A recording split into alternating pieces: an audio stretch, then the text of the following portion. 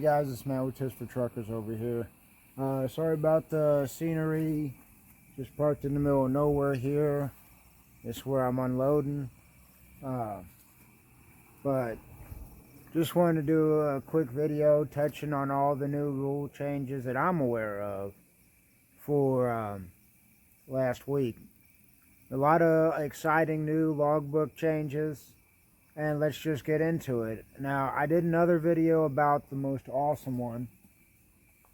And that was that if you take a 2-hour break in the sleeper, it pauses your 14. So you can actually drive.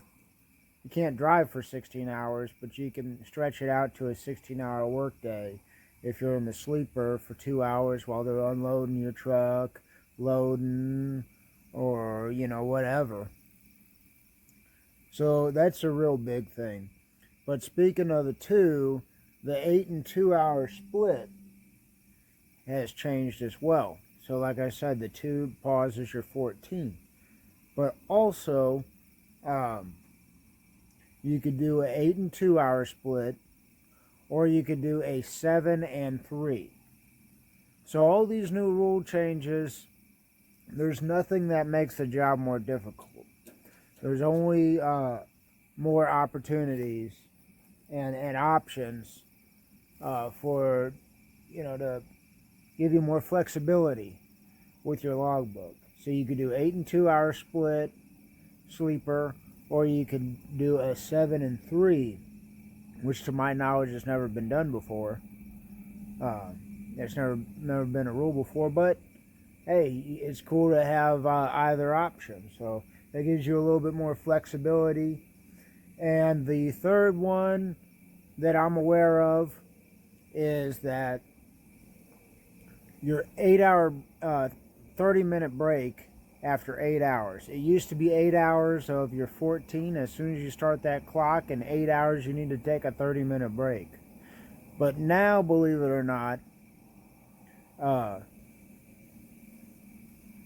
you'll have to take a 30-minute break after 8 hours of driving, regardless of what you do in the middle. Just after 8 hours of driving, make sure you take a 30-minute break. That's it. Simple. Easy peasy, lemon squeezy. It's not complicated, and that'll help you guys out a lot. But speaking of the 30-minute break, I forgot there's a fourth one. And that is, if you while you're doing your 30-minute break, it doesn't have to be off-duty or sleeper time anymore. You could fuel in the middle of your 30-minute break. You could fuel before, afterwards, go on duty. You could go on duty for 30 minutes, unload your truck while you're on duty for 30 minutes, and that will count towards your 30-minute break after 8 hours of driving. Not just 8 hours in general, but 8 hours of driving now. So there's 4 new rules, and that reminds me. Now I think about it, there's a 5th one now that I think about it. The 5th one is, before it used to have I still do, a inclement weather exemption. And so what that meant was they give you an extra hour on top of your 11 hours to drive if the weather was bad.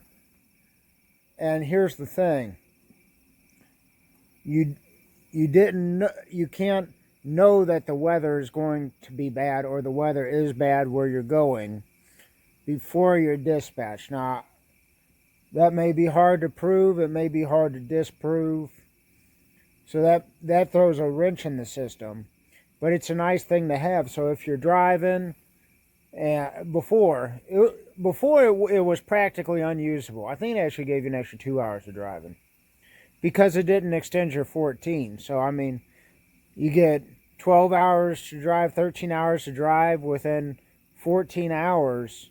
I mean, how is that going to help you?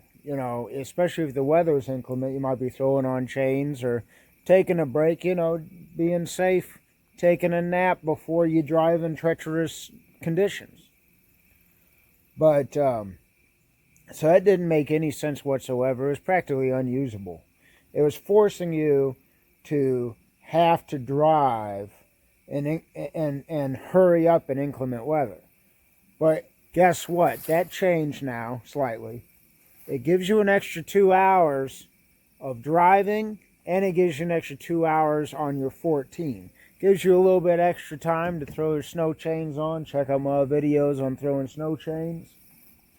Gives you a little bit extra time for that. Take a nap. Wait for the snow plows to come through. That's another reason why not extending the 14 hour didn't make any sense. Now you can wait for, since your 14 hours extended to 16, you can wait for snow plows to come through. You can wait for the asphalt to heat up. Wait for daylight. Any of that. You could use all that towards your advantage. And so that's the 5 new rule changes that happened just last week, October of 2020. What a wild year, man. But at least something good happened out of it. It's Matt with Tips for Truckers. Have a great day.